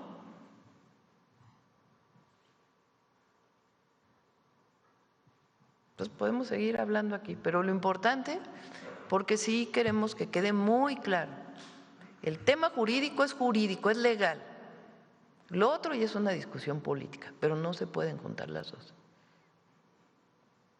Se lo pregunto por lo siguiente, en el torno a Ricardo Salinas Pliego. La semana pasada en Los Reporteros MX publicamos una investigación de cómo Grupo Salinas, Ricardo Salinas, está operando y contratando una red de criminales, porque tienen antecedentes penales, criminales, de expertos en guerra sucia, pero sucia en serio, consultores políticos españoles. Es la versión 2.0 de lo que fue Antonio Solá en 2006 con López Obrador es un peligro para México, ahora convertidos en los nombres de Javier Negre y Fernando Cermino, personajes que, entre otras cosas, tienen la rectoría de este bodrio comunicativo llamado La Derecha Diario, que incluso, también lo tenemos documentado, operan con granjas de bots, ya que si uno compara el contraste de los supuestos impactos que tienen la red X al mismo tiempo que tienen un canal de YouTube, no empatan los números de los cientos de miles de impactos que se tienen en Twitter con apenas las miles o a veces cientos de visitas que nada más se tienen en las otras redes sociales. De hecho, hubo una invitación explícita por parte de Salinas Pliego al empresariado mexicano a que se le invierta esa guerra sucia para gente como Negre, que estuvo trabajando para Javier Milei en Argentina, y en síntesis, todas las cuentas de La Derecha Diario, curiosamente, tienen sede en Argentina. Argentina, subsidiadas también por el gobierno de Javier Milei, para tener, digamos, este empantanamiento, enlodar los debates públicos en las democracias latinoamericanas. Presidenta, su opinión sobre justamente esta contratación de extranjeros de europeos, concretamente de consultores españoles, para pervertir el debate público en México. Lo presentamos aquí en una mañanera antes de aquella marcha del 15 de noviembre. ¿Cómo fue que construyeron en las redes sociales el llamado a esta movilización? Y sí, en efecto, si ustedes entran a las redes sociales, a todas ahora, al TikTok, al Facebook, hay además un algoritmo que utilizan todas estas redes, en donde que vino de TikTok y ahora se ha ido a las otras redes, que primero es que lo usan mucho los jóvenes y hay que tener, es un llamado a los jóvenes para que no estén pegados al celular todo el día, hay otra vida fuera del celular. Esto que le llaman en inglés scroll, que está la pantalla del celular, uno ve una imagen, un video y le mueve la pantalla y se aparece otro video y le mueve otra pantalla. Y si uno se detiene 2 segundos, 3 segundos a ver el video, entonces hay un algoritmo que te está poniendo los videos de lo que tú viste. Así funciona el TikTok y así funcionan ahora la mayoría de las redes a través de estos algoritmos. De tal manera que si te detuviste a vamos a poner algo que no sea político, que quieres comprar algo o te gustan los perros, el mundo animal, entonces te detienes en el mundo animal y ya todo lo que te sale pues va a ser del mundo animal. Igual es con la parte política. Si te detienes en un video que te llamó la atención por algo, pues bueno, ese es, digamos, un mecanismo que tienen las redes sociales. ¿Cómo influyen en esas redes sociales? Pues empiezan a meter de distintas cuentas, muchas de ellas falsas, ahora videos que se hacen con inteligencia artificial o con voces o en contra de algún tema. Fíjense, a mí me pasaron el reporte que cuando en toda esta campaña que hubo en contra nuestra, después antes de la manifestación, que venía una campaña, que hubo una campaña muy fuerte, que sigue, no le están metiendo tanto dinero ahora, porque para todo esto se requiere dinero. Llegaron a haber 2.500 millones de reproducciones, 2.500 millones de reproducciones en las redes sociales en contra de nuestro movimiento. ¿Cuántas veces tendría que hacerlo si fuera orgánico una persona, así como hiciste tu cálculo? No te alcanza para, si todos los 130 millones de mexicanos lo hicieran al mismo tiempo. Eso solo se hace con robots, con bots, con mucho dinero metido en las redes sociales. Es un mecanismo que han usado en otros países de América Latina y del mundo. Entonces, para todos los que usamos las redes sociales, yo también las uso, es muy importante que uno no se vaya con la finta de estos esquemas de campañas propagandísticas pagadas desde estos asesores internacionales, que sí reciben recursos. Hay que demostrar de dónde vienen estos recursos, a una campaña orgánica de personas que están subiendo a las redes. Entonces, sí hemos vivido en México contra nuestro movimiento una campaña muy grande de las redes sociales pagadas. Aquí lo presentamos para el caso de la convocatoria a la marcha. Y después todo lo que vino de que supuestamente en México había represión y una insurrección de los jóvenes, y salía uno del Zócalo ese día y pasaba uno a la siguiente calle y estaba llena de gente comprando por el Buen Fin. Pero en el exterior y aquí, quien no estaba aquí, pues con esta campaña tremenda. Entonces, en el 2006 usaron el peligro para México, que eran anuncios de televisión pagados en las televisoras en contra del candidato Andrés Manuel López Obrador. Ahora pues ya, bueno, una de las televisoras sí lo usa como propaganda, pero principalmente más que en los medios, aunque algunos medios también hay mucho sesgo contra nosotros. Pero yo diría incluso más que en los medios ahora es pago y pago y pago y pago en las redes sociales. Y compran influencers o cuentas de influencers. ¿Cómo quiénes? Bueno, una cuenta que se dedicaba a ciencia, por ejemplo,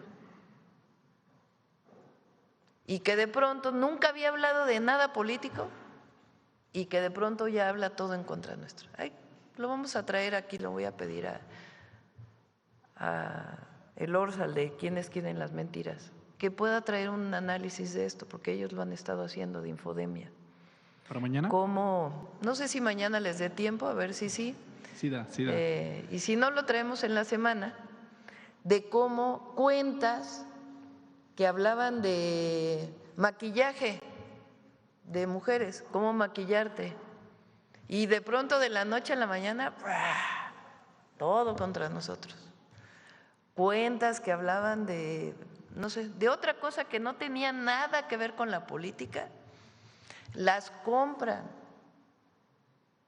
porque si no, no se podría explicar de otra manera, de que de pronto una persona, no, ya ni siquiera aparece la persona, sino es la cuenta que tenía 300,000 seguidores o 5 millones de seguidores y que ofrecen recursos para comprar la cuenta. Y como ya mucha gente lo sigue, pues entonces a través de esas cuentas hacen esta campaña sucia, campaña negra. Imagínense, por eso yo decía, si no existiera la mañanera, por más que lo que sea, no habría manera, porque nosotros no vamos a caer, imagínense, en andar haciendo lo mismo, pues no, si nosotros partimos de la conciencia de la gente. Ahora hay mucho entusiasmo por la movilización del sábado. Mucho entusiasmo, jóvenes de todas las edades. Va a estar muy bien el sábado de 7 años de celebración. Para finalizar, Presidenta, sobre Honduras, ya hubiera querido México en 2006 tener voces y ojos desde el extranjero para denunciar el fraude electoral. En aquel momento la diferencia, aún con fraude, no era mayor a 100,000 votos entre el presidente Andrés Manuel López Obrador y Felipe Calderón. En Honduras son 500 votos de diferencia. Para que nos demos una idea de lo vergonzoso y el contraste del proceso electoral, pues está de observador electoral Alejandro Moreno allá en Honduras. Y ¿cómo se llama? El especialista en fraudes electorales.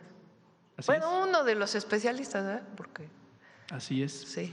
Y es preocupante por el incentivo que existió previo a la elección para influir en los habitantes, en la población de Honduras. De hecho, usted recientemente se reunió con Xiomara Castro y llama poderosamente la atención porque mientras usted y yo estamos pues conversando, Estados Unidos acaba de liberar al narcodictador, ese sí, narcodictador Juan Orlando, justamente para alterar la influencia bajo presión, como lo hizo, de hecho lo consiguió en Argentina y ahora lo está haciendo en Honduras. ¿Cuál es la posición del gobierno mexicano ante esto, Presidenta? Vamos a esperar a ver el conteo en Honduras, el resultado. Nosotros, nuestra posición siempre es la autodeterminación de los pueblos, que no haya, que solo el pueblo decida en cualquier país. Esa es la democracia, el poder del pueblo. Entonces, nuestro llamado siempre es a la autodeterminación de los pueblos. Vamos a esperar ahora que termine el conteo y ya poder tomar una posición. Ahora que Estados Unidos está perdonando narcotraficantes, ¿no prevé que en los próximos procesos electorales mexicanos perdonen a García Luna? Aquí el pueblo es muy consciente. Esa es la virtud de México. No va a haber campaña. No hay campaña. Por más dinero que le metan, que apague la Cuarta Transformación. No hay campaña que limite al pueblo en México a definir quién es su gobernante. No hay, porque el pueblo está muy consciente y sabe que hay bienestar, que nos falta todavía. Por eso hay que seguir con la transformación. Y cuando hay una televisora que todo el día habla en contra nuestra, cuando hay programas de radio que todo el día hablan en contra nuestra, cuando hay redes sociales que todo el día están con dinero hablando en contra nuestra, cuando alguien dice no hay libertad de expresión en México, bueno, ¿quién les va a creer? ¿Quién? ¿Que hay represión?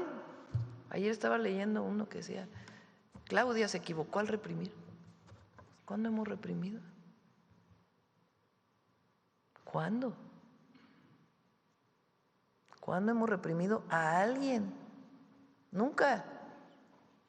Si toda la vida luchamos contra eso. Entonces se cae por sí mismo. Que la presidenta protege a delincuentes. Bueno, el Consejo de Seguridad de México es el único que ha enviado delincuentes de un lado y del otro y del otro y del otro a Estados Unidos, extraditados o enviados. O sea, cuando pasó eso decían una cosa, ahora ya dicen otra. Entonces, aquí no va a pasar. Y hay que estar atentos y también no irse con la finta y no dejar ningún espacio pues para no debatir. Por eso yo los felicito a muchos de ustedes que están informando, porque es otra posición y además haciendo reportajes de investigación, porque el problema es la calumnia. Uno que me critiquen a mí como presidenta por que no están de acuerdo conmigo, adelante, bienvenidos.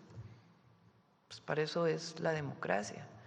Que critiquen al gobierno porque no está de acuerdo en las farmacias del bienestar,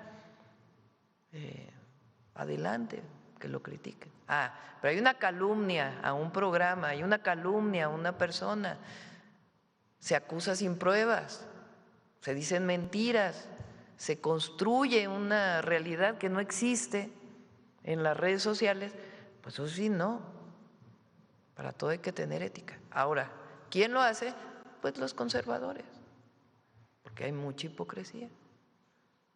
Pero hay que estar muy atento a todo lo que se publica y verlo con la realidad, porque la realidad de las redes luego es otra. Gracias, presidenta. Ya nos vamos a 9:21. 9:21. Vámonos. Ahora no hay cierre, ¿verdad? Cerramos. Vámonos. Gracias a todas y a todos. Farmacias del Bienestar inicia en el Estado de México 2026, se va a todos los estados de la República, es parte del programa Salud Casa por Casa y ahora ya que vayan a un centro de salud, a un hospital, si tienen alguna queja, algún problema, estarán compañeras y compañeros de Trato Digno para que puedan ayudarles. Gracias a todas y a todos. ¿Qué horario qué? La farmacia, el horario de la farmacia. No, tiene que estar en la tarde abierta también. Sí. Mañana les decimos el horario, porque me dicen de 9 a 2, pero no puede ser de 9 a 2, pues tiene que estar abierta en la tarde, hay gente que trabaja. Sí, cierre. Bueno. Además de las compras consolidadas, ¿también se apoyará en la megafarmacia? Tiene su función la megafarmacia. Ya lo platicamos si quieren la próxima vez que venga Salud. Bueno, gracias. Adiós.